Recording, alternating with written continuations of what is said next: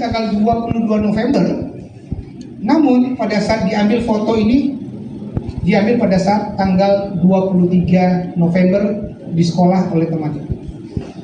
Kemudian si korban sakit hati karena game online-nya dihapus. Kakaknya yang berada di sekolah. Kejadian pemukulan ini terjadi di tanggal 20. Polisi mengungkap kasus pembunuhan ibu oleh anaknya yang masih berusia 12 tahun di Medan yang sempat menggegerkan publik.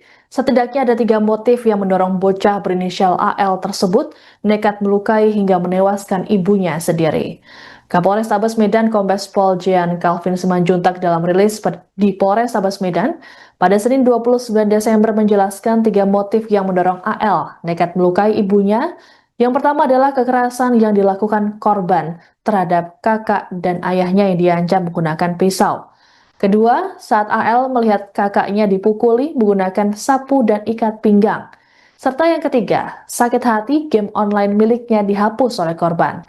Aksi pembunuhan terhadap korban F terjadi pada Rabu 10 Desember sekira pukul 4 dini hari. Saat itu F dan kedua anaknya tidur dalam satu kamar di lantai 1 rumahnya, sedangkan sang suami ada di lantai 2. F dan AL tidur di kasur atas, sedangkan anak pertamanya tidur di kasur bawah. AL kemudian terbangun dan memendangi korban yang tengah tertidur lelap. Ia kemudian mengambil pisau, membuka bajunya dan melukai korban. Total ada 26 tikaman yang dialami oleh F. Polres Tabes Medan kemudian menetapkan AL sebagai anak yang berkonflik dengan hukum atau ABH dan dikenakan pasal KDRT. Saat ini AL ditempatkan di rumah aman. Di sini menjelaskan apa yang menjadi motivasi dan obsesi si adik melakukan tindak pidana tersebut. Yang pertama, melihat kekerasan yang dilakukan korban terhadap kakak, adik, dan bapaknya yang diancam menggunakan pisau. Ini dilihat oleh si adik. Kemudian melihat kakaknya, maksudnya adik melihat kakaknya yang dipukuli oleh korban menggunakan sapu dan tali pinggang. Ini adalah akibatnya bagian kaki kakak yang diambil tanggal 23 November oleh teman kakaknya yang berada di sekolah.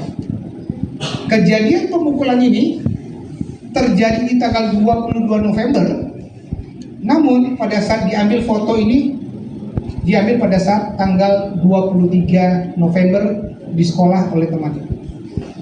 Kemudian si korban sakit hati karena game online-nya dihapus. Bagaimana obsesi si korban dalam hal melakukan tindak pidananya? Korban melihat game murder mystery pada season kills others menggunakan pisau. Makanya korban pada saat itu menggunakan pisau di dalam melakukan tindak pidananya dan menonton serial anime DC pada saat adegan pembunuhan menggunakan pisau. Di situ kita menggali sekali lagi menggunakan tools yang ada, scientific investigasi, semua faktor kita gali supaya membuat apa faktanya, motivasinya dan terang-benderang suatu tindak pidana yang terjadi.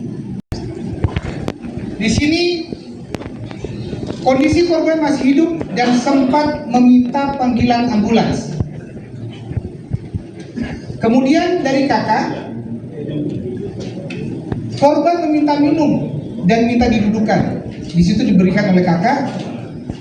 Kemudian bapak berusaha menghubungi rumah sakit dan bapak kakak mengangkat dan membaringkan korban ke tempat tidur. Posisi terakhir, korban dibaringkan ke tempat tidur. Dari bapak atau suaminya, bapak menghubungi rumah sakit Columbia Asia. Ambulans dari rumah sakit tersebut datang dan memeriksa korban. Ternyata korban sudah meninggal dunia. Lanjut. Nah, teman-teman, ini foto adik dan barang bukti yang digunakan. Perlu diingat, tadi di awal saya sudah kasih informasi dan pemberitahuan awal. Pada saat kejadian, adik tersebut berusia 12 tahun 37 hari, pelajar kelas 6 SD. Ini pisau pertama, pisau dapur, dan ini pisau kedua, pisau dapur. Kemudian ini bekas luka genggaman pisau tangan anak adik, dan ini adalah baju yang digunakan pada saat terjadinya tindak pidana tersebut. Lanjut. Sudah memeriksa itu ceceran darah di situ, karena itu kan bekas tusukan. Jadi darah di kamar sudah kita periksa sepanjang dari lantai 1 menuju lantai 2 menuju ke kamar daripada si ayah, itu kita temukan darah juga di kamar lantai 2. Ini sudah kita periksa DNA-nya, dan DNA ini mengarah kepada si kakak, tidak ada mengarah ke si bapak. Jadi dari darah itu kita bergerak. Itu kalau polisi memastikan tak menemukan DNA suami korban pembunuhan yang dilakukan oleh anak berusia 12 tahun di Medan, Sumatera Utara. Dari hasil pemeriksaan di lokasi, Bitlab Forpolda Sumut hanya mendapati DNA korban berinisial F dan anak pertamanya. Kasubit Kimia Biologi Bitlab Forpolda Sumut AKBP Henry Ginting dalam rilis Senin 29 Desember mengungkapkan pihaknya mendapati DNA keduanya pada pisau. DNA korban ditemukan karena pisau kerap digunakan di dapur, sedangkan milik anak pertamanya ditemukan karena tangannya sempat tersayat saat berupaya merebut pisau dari genggaman adiknya, AL. Darah yang ditemukan dari lantai 1 menuju lantai 2 dan di kamar lantai 2 adalah milik kakak AL. Hal ini terjadi karena saat kejadian, kakak AL berusaha membangunkan sang ayah untuk memberitahu peristiwa yang menimpa ibunya.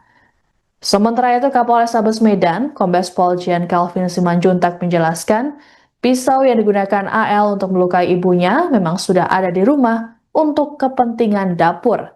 Artinya pisau tersebut bukan dipersiapkan pelaku untuk melukai korban.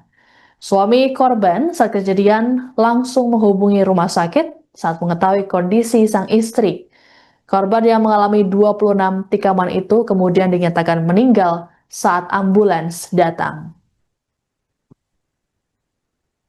sudah memeriksa itu ceceran darah di situ, karena itu kan bekas tusukan.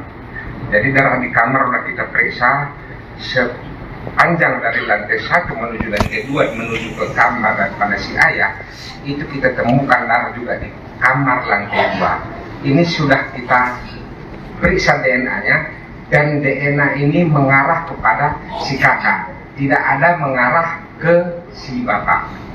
Jadi dari darah itu kita bergerak. Itu kalau pemeriksaan DNA sudah memeriksa itu ceceran darah di situ.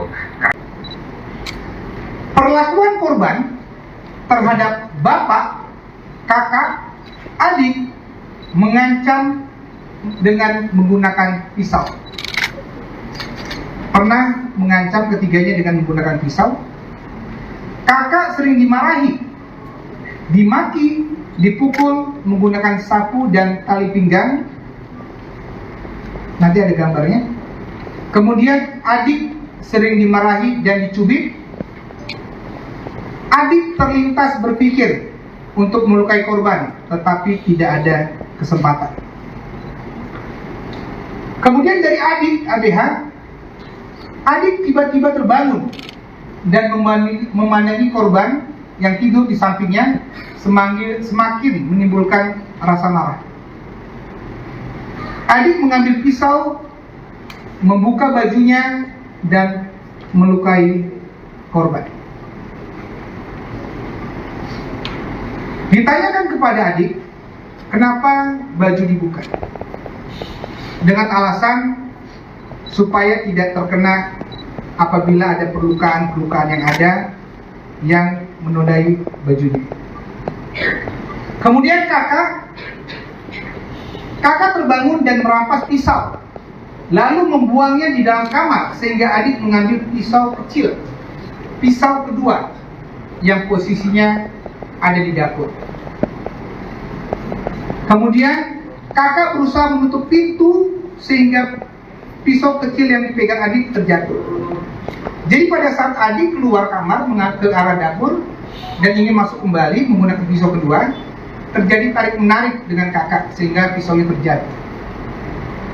Kakak lari ke lantai 2 memanggil ayahnya, seperti dijelaskan informasi terdahulu. Bapak atau suami tidur di lantai 2. Bapak terbangun karena kakak memanggil ke kamar, memanggil ke kamar dan menggedor-gedor pintunya. Bapak dan kakak mengecek korban di kamar lantai 1. Korban masih hidup. Bapak dan kakak menyenderkan dan mengangkat korban yang saya sebutkan di timeline sebelumnya. Lanjut.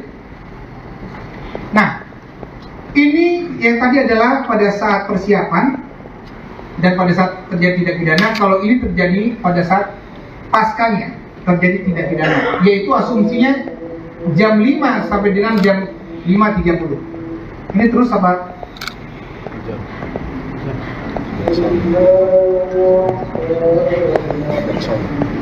Next, satu lagi. Kemudian slide ini kita nanti berhenti sebentar karena ada azan. Untuk keterangan adik ke kamar memakai baju dan naik ke lantai 2 memeluk bapaknya. Download Tribun X sekarang, menghadirkan lokal menjadi Indonesia.